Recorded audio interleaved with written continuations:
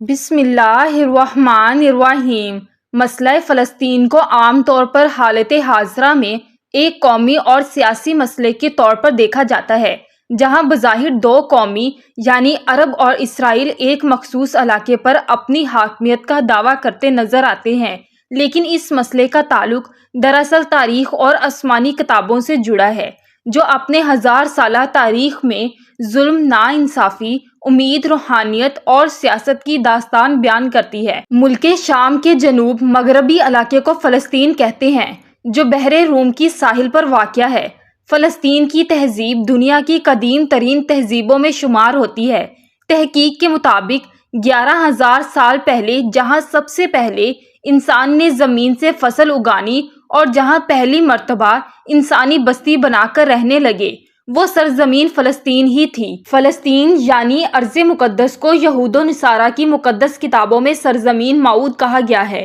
یہودیوں کے مطابق یہاں 3000 سال قبل از مسیح موسیٰ علیہ السلام جو بنی اسرائیل کے ساتھ آباد ہوئے تو آپ نے یہاں ایک عبادت گاہ کی بنیاد رکھی، جہاں حضرت داؤد اور سلیمان علیہ السلام کے زمانے میں عظیم ہیکل بنائی گئی تھی، جبکہ عیسائیوں کا ماننا ہے کہ بیت لحم یعنی وہ مقام جہاں عیسیٰ علیہ السلام کی پیدائش ہوئی تھی، وہ بھی فلسطین کے شہر یروشلم میں ہی ہے اور آپ یہیں سے مصلوب کیے گئے۔ جبکہ اسلام کی بات کریں تو قرآن مجید میں اسے پاک سرزمین اور بابرکت مقام کہا گیا ہے، جس کی طرف رسول اللہ صلی اللہ علیہ وسلم نے 16 یا 17 مہینوں تک رخ کر کے نماز ادا فرمائی۔ اسراء و معراج کے موقع پر بھی حضور مسجد حرم سے براق کے ذریعے بیت المقدس تشریف لائے اور تمام نبیوں کی امامت فرمائی، لہٰذا بیت المقدس کو مسجد حرام اور مسجد نبوی کے بعد تیسرا حرم قرار دیا گیا ہے۔ سال 638 عیسوی میں خلیفہ ثانی حضرت عمر بن خطاب کی قیادت میں فلسطین کو فتح کیا گیا، جہاں اس وقت روم کے عیسائیوں کی حکومت تھی۔ حضرت عمر جب یروشلم میں فاتح کی حیثیت سے داخل ہوئے تو سب سے پہلے اس چٹان کے قریب ایک مسجد بنانے کا حکم دیا، جہاں نبی صلی اللہ علیہ وسلم سفر معراج پر تشریف لے گئے تھے، اور اس مسجد کو ہم آج مسجد اقصیٰ کے نام سے جانتے ہیں۔ تقریباً 500 سالوں تک ارض فلسطین مسلمانوں کے اختیار میں ہی رہا، جہاں بربر اور عرب مسلمان آ کر آباد ہوئے اور اس زمین پر اسلام اور عربی ثقافت کا ایک گہرا اثر چھوڑا۔ لیکن سال 1099 عیسوی میں پہلی صلیبی جنگ کے نتیجے میں فلسطین اور شہری یروشلم پر صلیبیوں کا قبضہ ہو گیا، لیکن بہت ہی جلد اللہ نے ایک بہادر پیدا کیا جس نے صرف 100 سالوں کے اندر صلیبی قوتوں سے ٹکرا کر بیت المقدس کو آزاد کروایا،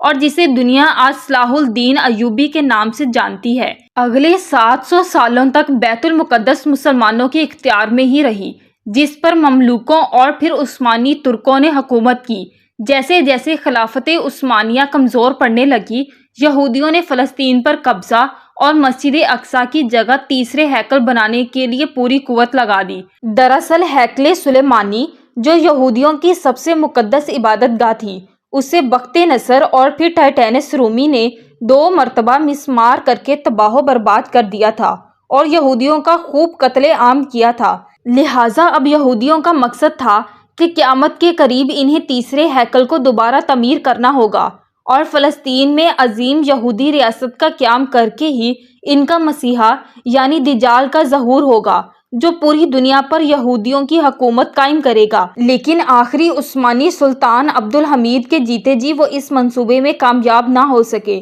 دراصل یہودی قوم سلیمان علیہ السلام کے بعد در بدر مختلف ملکوں میں پھرتے رہے اور 2000 سالوں سے ان کا کوئی اپنا ملک یا ریاست نہیں تھا۔ لہٰذا 19ویں صدی میں سیونی تحریک کا آغاز ہوا، جس کا مقصد یہ تھا کہ دنیا بھر میں پھیلے یہودیوں کو فلسطین کی طرف بلایا جائے اور یہاں ایک یہودی ریاست قائم کیا جائے تاکہ یہاں ہیکل کی دوبارہ تعمیر ہو اور یہودیوں کو ان کا حق ملے۔ چنانچہ پہلی عالمی جنگ کے بعد جب سلطنت عثمانیہ کا خاتمہ ہوا تو فلسطین پر برطانیہ کا قبضہ ہو گیا، لہٰذا یورپی ممالک نے سیونی تحریک کی حمایت کر دی اور دنیا بھر کے یہودی فلسطین آ کر آباد ہونے لگے، جس کا نتیجہ یہ ہوا کہ یہودیوں اور وہاں موجود عربوں میں تنازعات بڑھنے لگے۔ لہٰذا ایسی صورت میں یو این او نے فلسطین کا کنٹرول سنبھال لیا، یونائٹڈ نیشن نے فلسطین کو دو علیحدہ ملکوں یعنی عرب فلسطین اور یہودی اسرائیل میں تقسیم کرنے کا منصوبہ پیش کیا، جبکہ یروشلم کو یونائٹڈ نیشن نے اپنی کنٹرول میں ہی رکھا، جہاں 3 بڑے مذاہب کی عبادت گاہ اور مقدس مقامات تھے۔ آخرکار 14 مئی سال 1948 کو اسرائیل وجود میں آیا، لیکن ارد گرد کے عرب ملکوں نے اسرائیل کو تقسیم کرنے سے انکار کر دیا، چنانچہ عرب اسرائیل جنگ کا آغاز ہوا۔ حیرانی کی بات تھی کہ اتنے سارے عرب ملکوں کے ہتھیاروں سے لیس فوج کو اکیلے اسرائیل نے شکست دے دی اور ایک ایک تمام عرب ملکوں نے ہتھیار ڈال دیے۔ اب اسرائیل نے یونائٹڈ نیشن کے پارٹیشن کے برخلاف ان علاقوں پر بھی قبضہ کر لیا جو فلسطین کا حصہ تھا۔ نتیجن 7 لاکھ فلسطین مسلمان بے گھر ہو گئے۔ اس دن کو النکبہ یعنی تباہی کے دن سے یاد کیا جاتا ہے۔ سال 1967 کو ایک بار پھر عرب طاقتیں اور اسرائیل آمنے سامنے آئیں، جسے 6 روزہ جنگ یعنی 6 ڈیز وار کہا جاتا ہے۔ اس جنگ میں بھی یہودیوں کو زبردست فتح حاصل ہوئی،